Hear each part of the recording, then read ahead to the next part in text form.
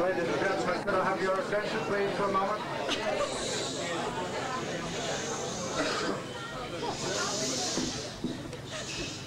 Poor bridegroom's father, or the bride's father I should say, usually has the responsibility of breaking open the speechifying.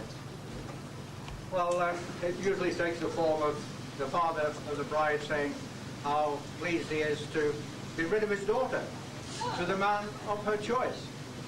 Well, in this case, it's great, because she has been a very dutiful daughter in every respect, and Pauline and I are really delighted that she has at last got married, and that she has the finest chap we could ever have, or wish to have, for a son-in-law.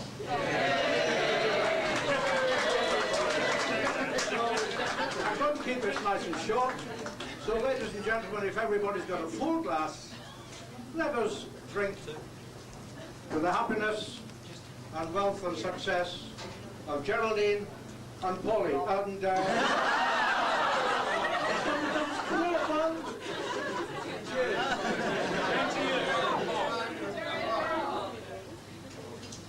right, I will let the best man take over from here on in. Well done, sir. Thanks, Glenn. I can have a smoke now, I think.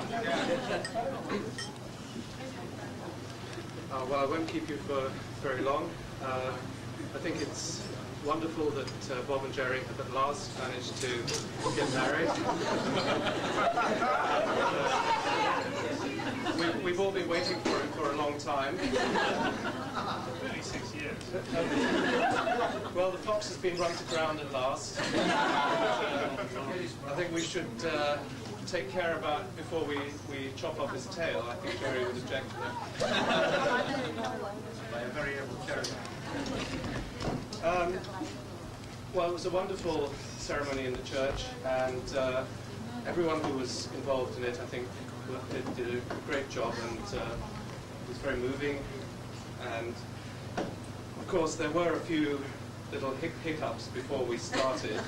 For example, Bob and his suit. The suit was made but didn't fit. Poor old Bob has had to wear another one of his suits, which actually is a beautiful suit as well.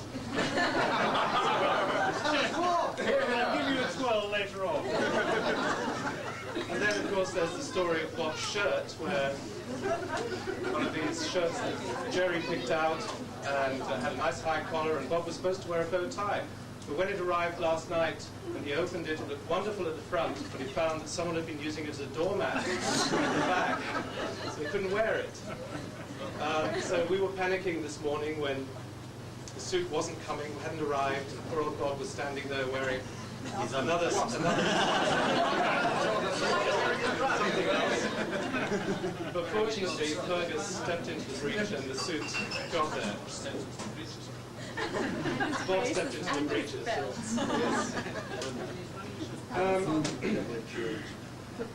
I was a bit worried actually when the service started, because the priest asked Bob to shake hands, and he squared up to Gerry, and I thought it was a rerun of the Frazier Muhammad Ali fight.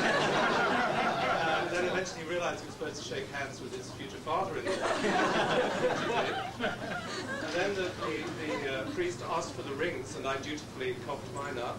But Gerry's ring disappeared into the lining of her father's coat. And so you may have seen him struggling away trying to get a ring off his finger.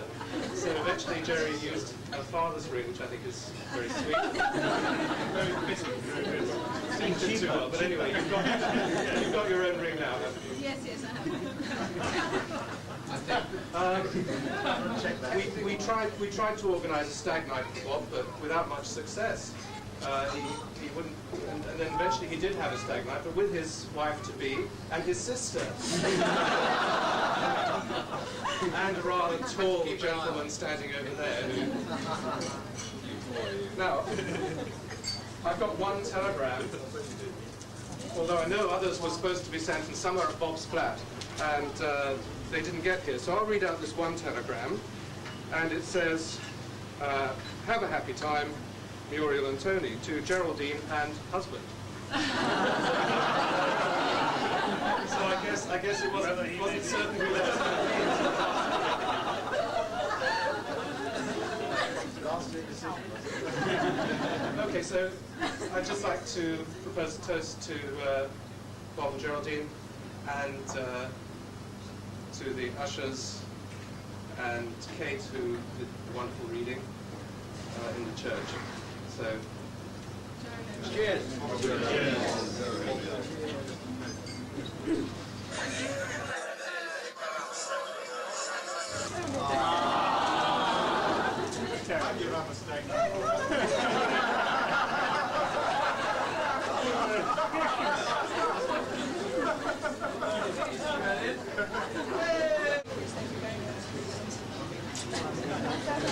yeah, marvellous.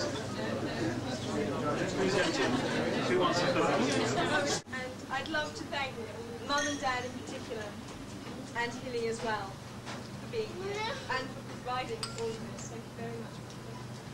Bless you, Pat. Cheers.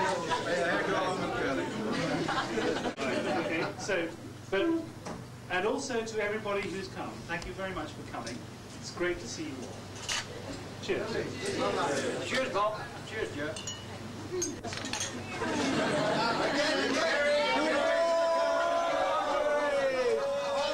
Can't get away with that. Right. What do we do now? Cut the cake? That's usually. Gerry cuts the cake, or my help? Do it together. Do it together. Come on, Gerry.